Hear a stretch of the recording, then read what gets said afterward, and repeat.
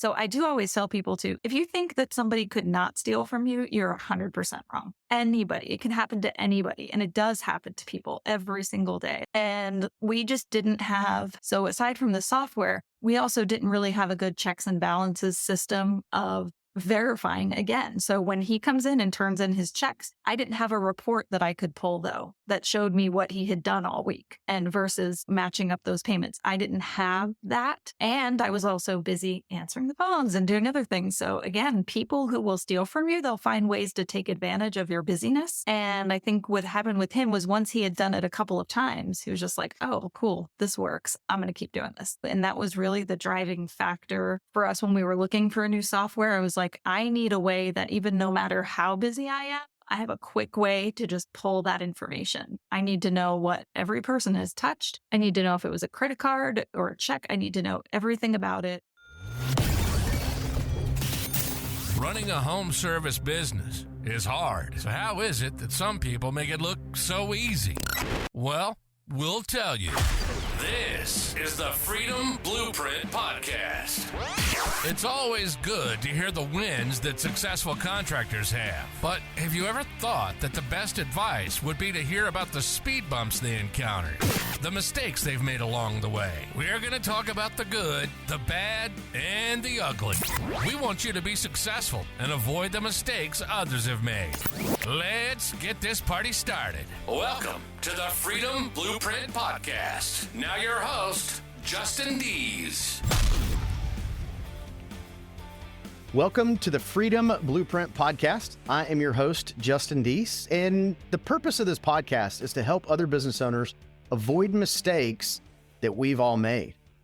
Really, that we've made along our journey, and really help business owners build a business that serves them versus them serving it. So today I'm excited to have Chad and Amy Hart hanging out with us. How are y'all doing today? Great. Doing well. Awesome. You guys own Continental Plumbing. You guys are in the Tampa area, the north part of Tampa, I believe. And so we're just going to talk today about how to crush it in the home service business as a business owner. Welcome to the show, guys. Thank you. Yeah, thanks. Thanks for having us. So tell us a little bit, how did you guys get started? So 28 years ago, I got started in the trades just for an opportunity because I wasn't going. I had just gotten out of school. I needed to do something other than college because it wasn't really for me. And worked for someone for about 10, 11 years. And then I decided to buy someone else and take a whim and go from there. And it's been an up and down roller coaster for 17 years. I think we're finally on the last few years, probably last 4 to 5 years. We've been on a steady, not a rocket ship, but a steady up and down, like never going backwards, just staying steady and slow and steady kind of thing. Nice. But there's a lot you can get into with the how you get to where you're at. But that's pretty much the gist of it is 28 years in the trades and now owning a business for the last 17. And it's been a wild ride. But awesome. So Amy, how did you get roped in? Yeah. Yes, roped in. Some people say voluntold. All kinds of terms there. But yes, so prior to coming into our plumbing company, I taught elementary school for 12 years. So there just came a point in time where when he was on his own that he even used to say all the time, I'm going to either need to hire someone or you're going to need to come help me. And so we just finally hit a point in time, which was back in 2012. So I thought at the beginning I might leave teaching temporarily and see how things went, but I jumped in and I stayed and I've been here ever since. So I have to say, being an elementary school teacher has got to help with working with the guys. Yes, there are so many similarities between plumbers and small children. Yep, easy privilege. Okay, so you guys are plumbing only now. So what areas do you guys service? pretty much West Pasco, which is the northwest of Tampa and north of Clearwater, and North Pinellas, which is pretty much like the middle of St. Pete north into Pasco. Yeah, some of Hillsborough County. Very little, but yeah, we do that too. And you may not be able to tell me this if you have a plan, but do you guys plan to add any other trades, or are you sticking with I'm just staying plumbing? in my lane. I don't have an urge at all to go into another trade. at this point in my career. It's just, I have enough issues with the trade that I have. He's always said, don't add another trade until you master the one trade, which I think also with the high standards that we have, I don't know if we'll ever really truly master plumbing. So there's always something to learn, always something changing, but no, we're plumbing only. I think that's one of the cool things about the trades is that it's never done. Like you can't ever learn everything because things change, codes change, manufacturing change. They changed the water heaters a number of years back. And I'm sure that affected you guys like it did us, where all the condos, you're like, they don't fit. Yeah. So there's always constant learning, which is pretty cool. Yeah. So what's also interesting too, is that for you guys, it's a very similar story, at least for Kristen and I. So how we started working together, and there's so many married couples that in our industry have that same path. It's neat. Yeah. It's kind of neat. You get drug into it. Yeah. And like she said, voluntold. Okay. Yeah. We don't, how about you? So that's fantastic. So tell us a little bit about, I get the area that you guys cover. What size company are you guys now? We have 9 or 10 service Nine service trucks currently. and 2 apprentices. Yeah. Two apprentices. Probably when we got the office staff, service manager, CSR manager, dispatcher, girls answering the phones, Amy and I. I still work in the field part-time to go do things I want to do, or I think that I will be more efficient at to help someone get through. I really don't like the office whatsoever, but that's my own thing. Probably we average 3 to 3.3 a year on average. We're going up and down right now. We're trying to stick. So this year, after last year, we're doing a back to basics theme because we were growing so fast, and I felt that we were losing some of the core of what I want in the business. So we decided to not try to grow this year and just back to basics and fine tune it before we go any further. Because if we go any further, we're going to lose it even more. So that was our theme for this year of 2023, and it could be going to a little bit of 2024. But And I think that's important. So we always talk about the layups, making the layups. So I think that's pretty awesome that you guys would be aware enough to know that, hey man, we got to get this thing back. So I think that's a huge win. So one of the things that I always like to ask is 17 years in business. I'm sure you guys have never had any hurdles or obstacles or any of that. It's all been just easy breezy and sunshine and rainbows. Sunshine and rainbows. But if you could go back right now and give yourself advice from 5, 10, 15 years ago, what would that be? Like, what would you guys tell Chad and Amy 15 years ago? Yeah. I have one that I know right off the bat, 10, 15 years ago, even actually prior to my coming in, I would say immediately hire someone to answer your phones for you. And I think now with technology and people being able to work remote, that is so easy. We had a time where way back when we even ran the business out of our home, what's the possibility there? You're going to invite somebody over to your home every day to answer the phone? That could never work.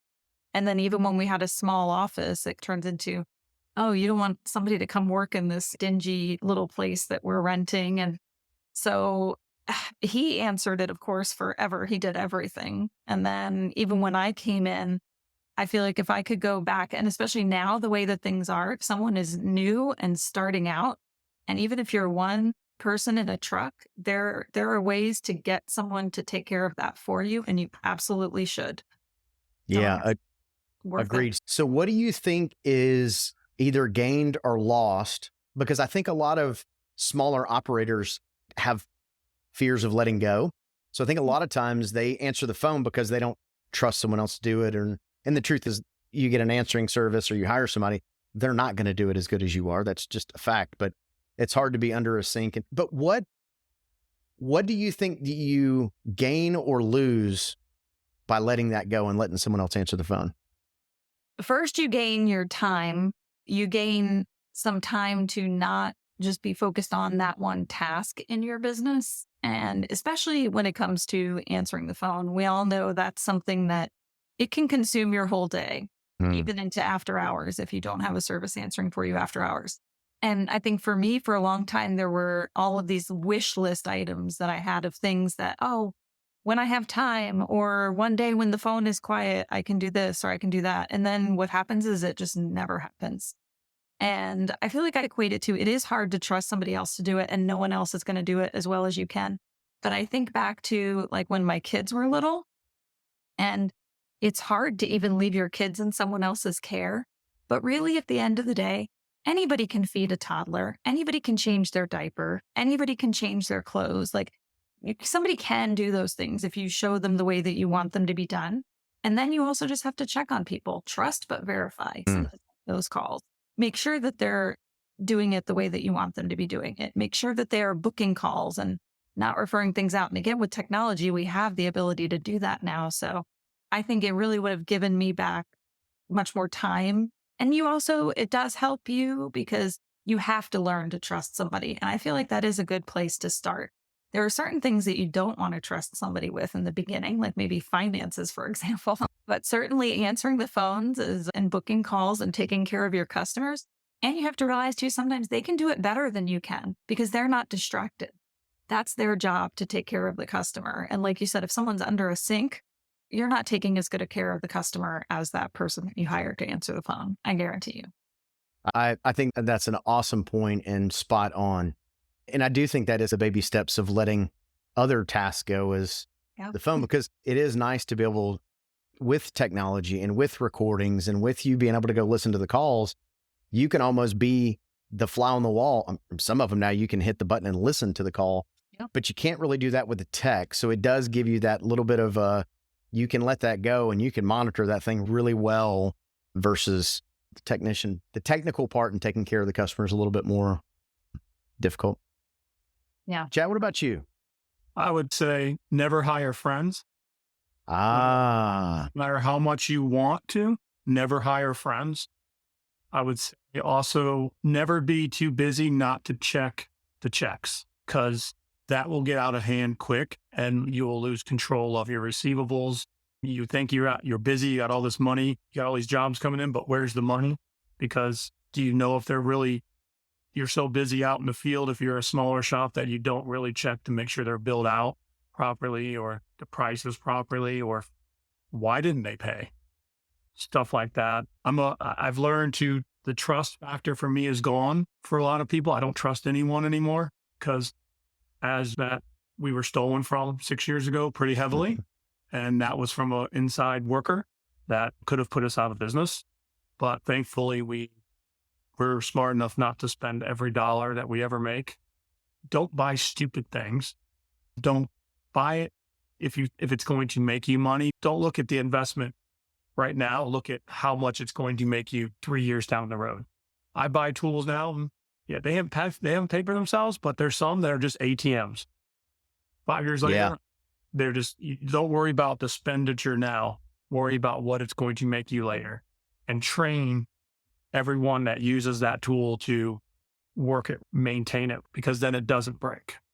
Stuff like that. Just little things that you don't, as a guy in the field, you think about, but you, as an owner, you really think about them. The trust factor is no friends, trust no one, no matter how well you know them. And our daughter works in the office and she's not even a signer on the checkbook. I love my daughter, but who knows? It's not, I will do that eventually, but not now. But trust is trust but verify, like she said. So let me ask you this, because this is an important topic and you guys can go as deep or as surface level as you want, but people stealing is a real thing in our industry. And there's a lot of different ways it happens. And again, you guys can talk about it as much or as little, but my direct question is, what did you put in place to make sure that didn't happen again? And then again, if you guys can go, you can tell as much or as little of the stories you want, but that would be my direct question. So I will tell you, the first thing we put in place was the right software. And I'm sure I can say, like many other people, we're Service Titan users. Prior to using Service Titan, we had a very lackluster software. And honestly, we knew it was for a long time. And again, that's one of those things where, like Chad said, you're afraid to spend the money. Oh, let's just keep this software. It's not very expensive. Does it do all of the things we want it to? No. But unfortunately, we found out the hard way that there were also holes in that software that unfortunately made it possible for it was a plumber that stole from us. I think that's another misconception too. I think a lot of people think that the office side is much more likely to steal money than a plumber in the field. People immediately will say, oh, was he stealing tools, materials? No, he was stealing customers' checks. And there's a lot there. Like I said, there's so many crazy things that it's a long story, but when it happened, I remember it was shocking on so many levels. But for one thing, I was like, after I really discovered everything, he found a way to make it look like he was taking the payments so that the software said that he was. They weren't making it back to the office. He was depositing them via the ATM into his own account, and at the time, I didn't even know that you could do that. And the banks just have a certain amount that they'll just let it slide. So I do always tell people to, if you think that somebody could not steal from you, you're 100% wrong. Anybody, it can happen to anybody. And it does happen to people every single day. And we just didn't have, so aside from the software, we also didn't really have a good checks and balances system of verifying again. So when he comes in and turns in his checks, I didn't have a report that I could pull though, that showed me what he had done all week and versus matching up those payments. I didn't have that. And I was also busy answering the phones and doing other things. So again, people who will steal from you, they'll find ways to take advantage of your busyness. And I think what happened with him was once he had done it a couple of times, he was just like, oh, cool, this works. I'm going to keep doing this. And that was really the driving factor for us when we were looking for a new software. I was like, I need a way that even no matter how busy I am, I have a quick way to just pull that information. I need to know what every person has touched.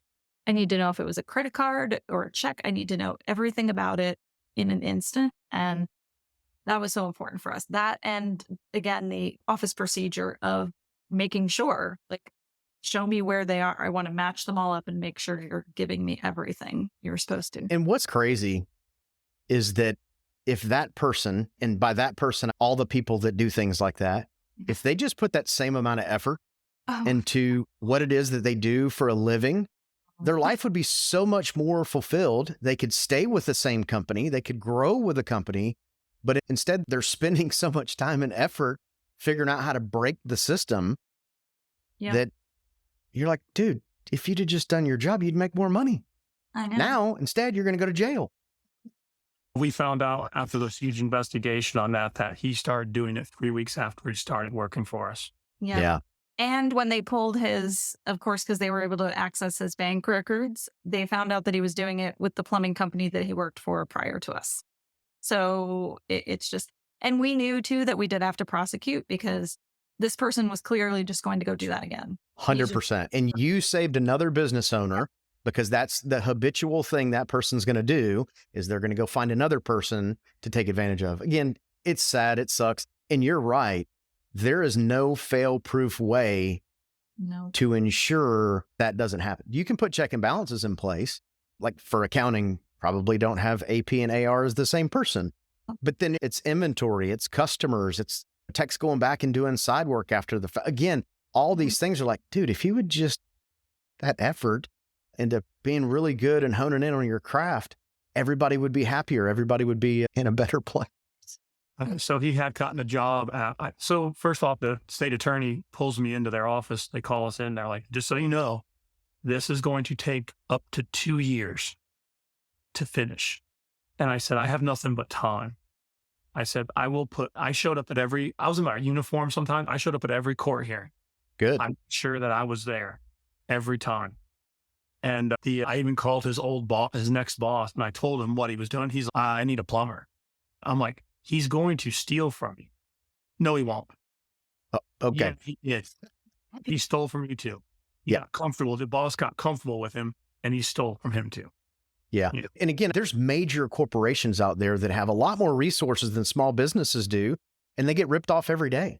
Every day. Yeah, they do. It's crazy. Yes, I think that is a really good tip is no matter what size business you are, there's always going to be a way, but definitely make sure you've got some kind of plan for a check and balance or something so that you're Yeah. protecting what's yours. And so for me, I always tell our leadership team, to me, so there's an indicator that starts to happen. It doesn't just, they don't rob the bank the first day. They start out with start with the GPS. Yeah. Watch where they're going. How many stops are they making? There's certain patterns that you can, again, you can't 100% avoid it. I know companies that have gone to terminate somebody and the truck is gutted. Yeah. We actually had somebody very similar. They're like, it's going to take a while. I'm like, okay. And so that guy ended up spending quite a bit of time behind bars. Again, good plumber, but something about his moral compass was bumped for sure. So We went on vacation once and we came back to a truck on the side of the road, gutted. Yep. Gone. Again, just put that effort into being a decent human being. Yeah. And it makes the trades better as a whole. It makes you better as a whole, like the whole thing. If you're like me, reading the financials falls at the bottom of the priority list, unless there is no money in the bank. Then I dig in and get even more frustrated because let's be honest, I don't even really know what I'm looking for. If this sounds like you, then I'd say it's time for you to get a virtual CFO. And I have just the recommendation for you. Kristen Deese is the virtual CFO of the home service industry. She is an expert in all the numbers and will remove the overwhelm so you can use your numbers as a tool for growth.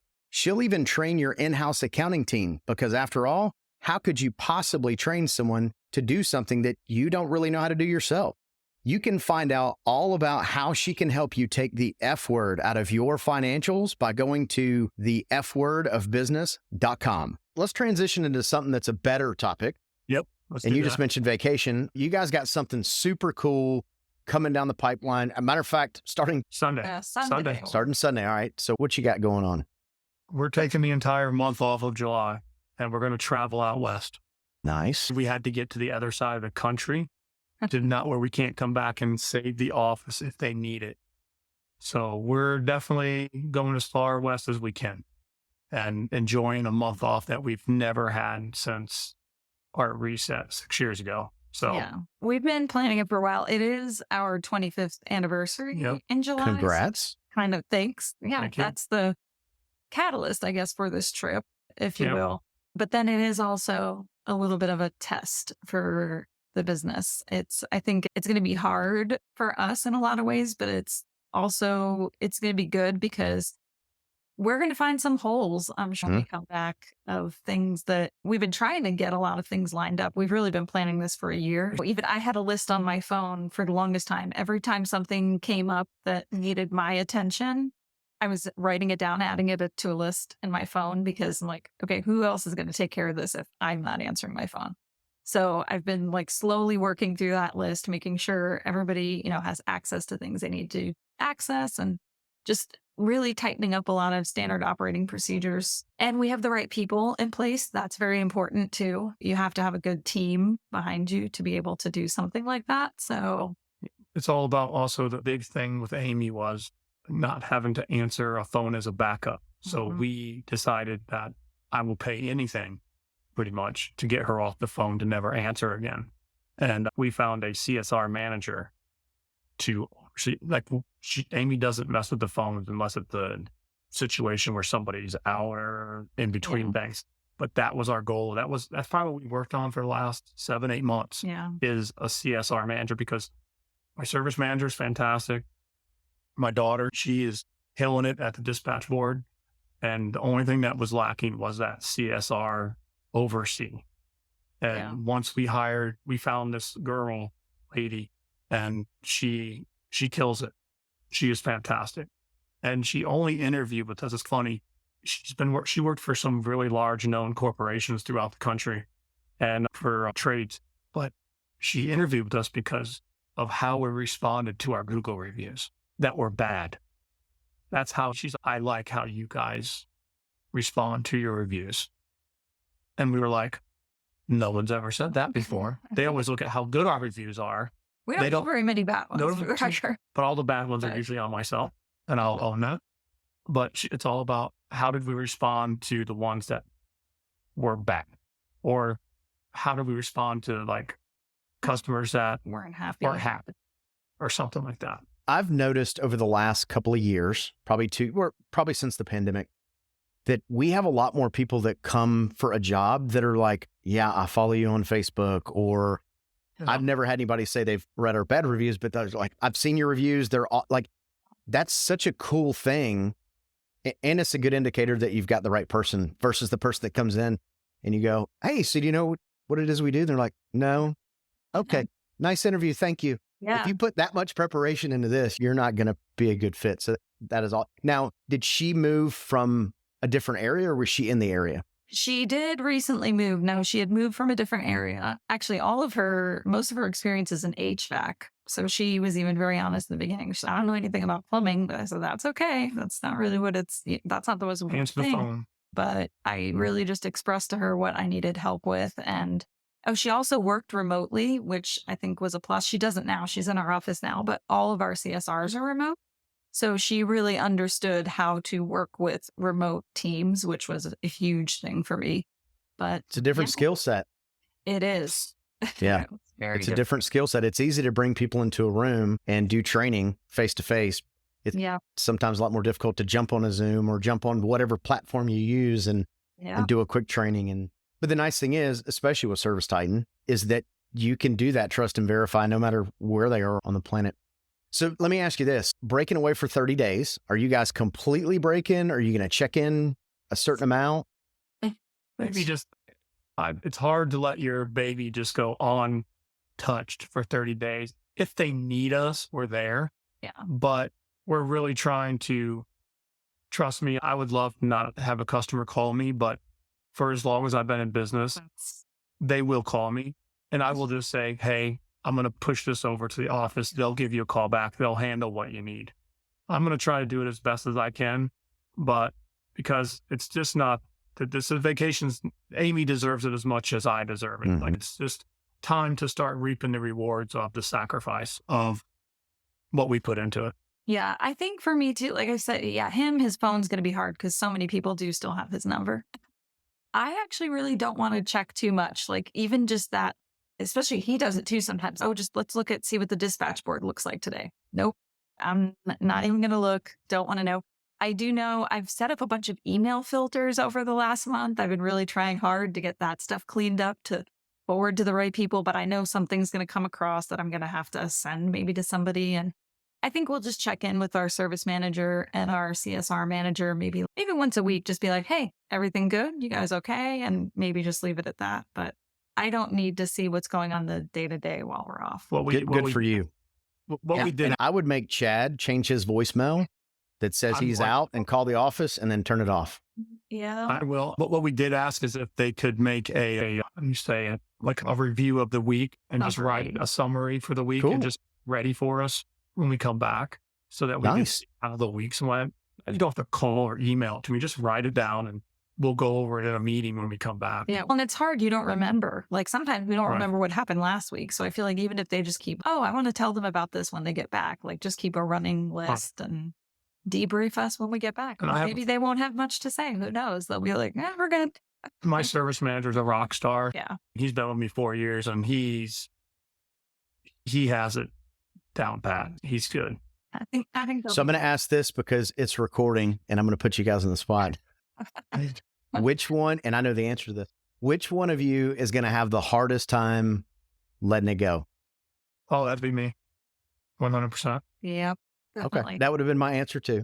I think it's just because of when you've been burned and the trust factor is so hard to let go. It's like, I do trust everyone, like, especially Matt. When he first came, it was hard to let things go and I've had to learn. So now I don't even deal with my guys very often. I do deal with them, but I go, like when they have a problem, I go, Matt's your guy. Here, go to Matt. But Matt has my trust. Like I told Matt, I said, if I come back and you fired someone, I will support you because you made the decision. Or suspend someone, I support you. You made the decision. I will back you 100%. And that's the relationship him and I have. Yeah. I will tell you, he's probably more nervous too because he's never really done this before. I think this is one thing. I haven't done this before here, but this is a good example of where I'm translating what I did when I was a teacher to what I'm doing now. So a truly good teacher, especially with young children, if you have your procedures set up correctly, like I always said this, I had a time where, especially when I transitioned to special ed, that sometimes I would have to be in meetings in the morning, like right as the bell is ringing and my kids are coming into the classroom. If I am not in that classroom and I'm running behind from coming back from a meeting, by the time I walk in, they should be doing exactly what they would be doing if I was in that classroom. They should be putting their backpacks away. They should be getting their pencils ready for the day. They should be putting their lunch in the right spot.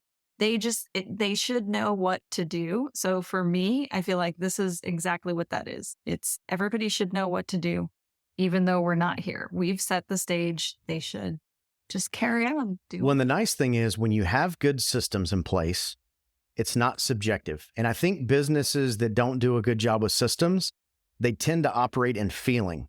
Well, I feel like you're not doing a good job, or I feel like you're not supposed to do what you're supposed to do. And when you have it systematized out, feeling is removed. You're like, it's not even a question. Yeah. Here's what you're supposed to do. Here's what the standards are, and you've missed it. Yeah. I think that's awesome. And I'm going to make a prediction. Okay. Your team is going to rock it, and they're going to do such a good job because they're going to want you to relax. I think that even they know you guys deserve this, and I think they're going to work their tails off so that you guys can do it. Matter of fact, you're going to come back. You know what they're going to say? Guys, why don't you take another month? I'll be doing that a couple of weeks after that because I'm having shoulder surgery in the middle of August. So I'll be out for about 4 months. So real quick as we wrap up, but okay, you guys are going west. Do you have a plan, or are you driving a car, an RV? We're driving his truck. We thought about the RV, but we've never done that before. And this is not the time to learn that. We don't want this to be stressful. We have the beginning and the end planned out. So we're starting out in Las Vegas to see Garth Brooks. Nice. Yeah. And then we're ending in Napa because that's our very favorite place to go.